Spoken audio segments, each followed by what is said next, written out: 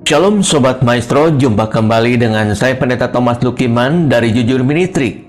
Visi dan misi dari Jujur Ministry adalah visinya melayani dengan kasih sesuai dengan perintah kerajaan Allah, menjadi perpanjangan tangan Tuhan bagi orang miskin. Misinya membantu mensejahterakan masyarakat yang miskin, membangkitkan empati bagi orang tua dan anak-anak muda yang memiliki gaya hidup berbagi dan memiliki hati yang berkemurahan. Baik, sebelum kita akan mendengarkan perenungan firman Tuhan, kita akan memulainya di dalam doa. Bapa, di dalam nama Tuhan Yesus, kami mengucap syukur bila hari ini kami boleh menerima segala kebaikan-Mu dan anugerah-Mu yang berlimpah-limpah di dalam setiap kehidupan kami.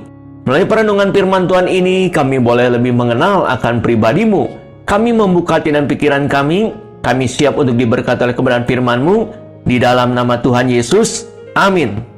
Sobat Maestro, tema firman Tuhan hari ini berpikir seperti Kristus. Di dalam Filipi pasal 2 ayat 5, hendaklah kamu dalam hidupmu bersama menaruh pikiran dan perasaan yang terdapat juga dalam Kristus Yesus. Manusia yang pertama yang memiliki pikiran yang terhebat di dunia ini ialah Tuhan kita, Yesus Kristus. Dia menguasai masa lalu dan menggenapinya di masa kini, serta tahu akan masa depan. Jika kita ingin seperti Kristus, taruhlah pikirannya dalam hidup kita, maka pelan tapi pasti hidup kita akan diubahkan sama seperti Kristus Yesus. Jangan katakan kita percaya kepada Yesus jika belum menjadi satu dengan Kristus. Hendaklah kita semua hidup di dalam Dia dan Dia di dalam kita.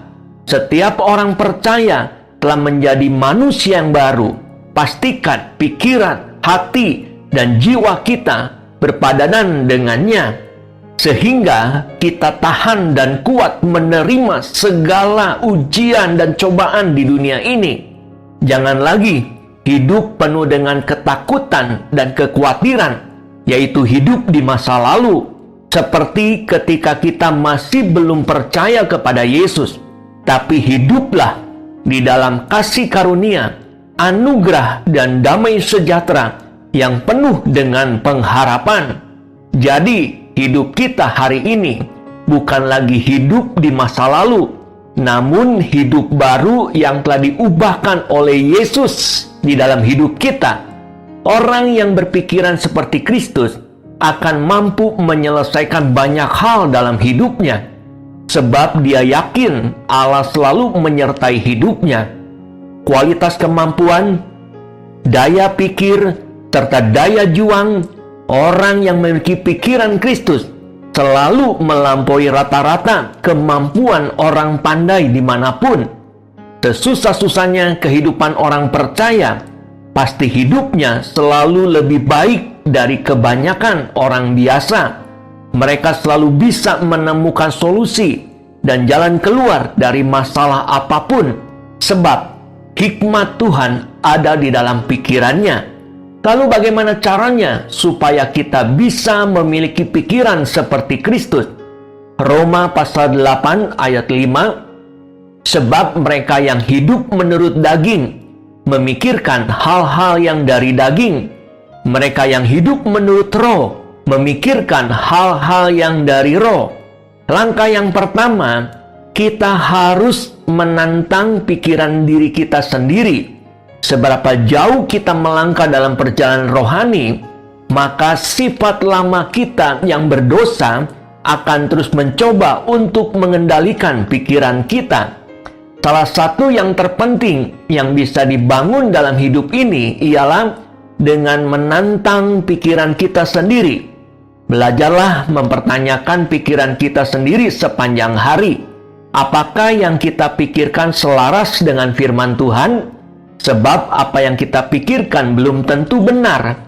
Jika kita merasa tidak berharga dan tidak mampu, tanyakan berdasarkan firman Tuhan, apakah itu benar?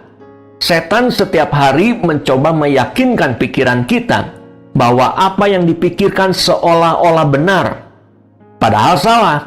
Bila kita padankan dengan firman Tuhan, pikiran dan emosi selalu membohongi kita. Jangan mengira apa yang kita pikir benar, itu berarti benar. Untuk mengetahui perbedaan antara pikiran yang benar dan tidak benar, kita harus tahu kebenaran, yaitu firman Tuhan. Sifat manusia cenderung melakukan dosa. Itu sebabnya kita selalu memikirkan diri kita sendiri dan menuruti kehendak diri kita sendiri ketimbang kehendak Tuhan. Setiap saat kita tersandra oleh pikiran sendiri. Kita sering terlibat melakukan hal-hal yang tidak kita sukai, namun daging kita menariknya untuk kita melakukannya. Secara sadar, kita terlibat atas perilaku yang merugikan diri kita sendiri. Setiap orang percaya adalah anak-anak Allah. Ayo lepaskan roh perbudakan dan hiduplah bersama roh Tuhan. Maka kita pasti berhasil mengalahkan pikiran diri kita sendiri. Langkah yang kedua, di dalam Filipi pasal 3 ayat 15 dan 16. Karena itu, marilah kita yang sempurna berpikir demikian. Dan jikalau lain pikiranmu tentang salah satu hal itu akan dinyatakan Allah juga kepadamu. Tetapi baiklah tingkat pengertian yang telah kita capai, kita lanjutkan menurut jalan yang telah kita tempuh. Langkah yang kedua, tinggalkan pikiran yang membuat kita lemah dan peganglah pikiran yang memberi kekuatan bagi kita. Setiap orang percaya telah disempurnakan oleh korban penebusan Kristus di atas kayu salib. Itu sebabnya jangan sampai pikiran kita melenceng dari kebenaran firman Tuhan. Mulai saat ini, tidak ada lagi pikiran-pikiran yang negatif yang melemahkan hidup kita. Ketahuilah, roh intimidasi dan roh ketakutan berasal dari si jahat. Oleh karena itu, jangan ada roh ketakutan dalam hidup kita, sebab Allah tidak pernah memberi roh ketakutan bagi setiap orang percaya. Allah yang memberi kekuatan pada kita semua, sehingga kita menjadi kuat dan tahan berdiri dalam setiap situasi dan kondisi apapun juga. Langkah yang ketiga, di dalam Matius pasal 16 ayat 23, maka Yesus berpaling dan berkata kepada Petrus, "Enyahlah iblis, engkau suatu batu sandungan bagiku, sebab engkau bukan memikirkan apa yang dipikirkan Allah, melainkan apa yang dipikirkan manusia." Langkah yang ketiga, jangan mencintai pikiran diri kita sendiri. Kenapa Petrus ditegur oleh Yesus? Padahal dia menunjukkan kecintaannya kepada sang guru. Sebab Tuhan tahu bahwa Petrus bukan mencintai Yesus, namun mencintai pikirannya sendiri. Petrus bukan memikirkan apa yang dipikirkan Allah, melainkan apa yang dipikirkan manusia, yaitu pikirannya sendiri. Pada dasarnya manusia selalu mencintai dirinya sendiri, dan tentunya pikirannya selalu memikirkan kepada dirinya sendiri. Mari kita letakkan pikiran Kristus di atas pikiran kita. Mari kita letakkan kehendak Tuhan di atas kehendak kita. Mari kita cek and recheck motivasi kita menjadi murid Yesus. Apakah kita sudah memiliki pikiran seperti Yesus? Sobat Maestro, demikianlah perenungan firman Tuhan pada hari ini. Dan saya akan akhiri perenungan firman Tuhan hari ini di dalam doa. Bapa, terima kasih bila hari ini kami boleh mendengarkan kebenaran firman Tuhan yang menuntun hidup kami saat menghadapi dan menjalani realitas kehidupan ini. Hari ini kami telah belajar bagaimana kami memiliki pikiran seperti Kristus. Langkah yang pertama, kami harus menantang pikiran diri kami sendiri, lalu dipadankan dengan kebenaran firman Tuhan.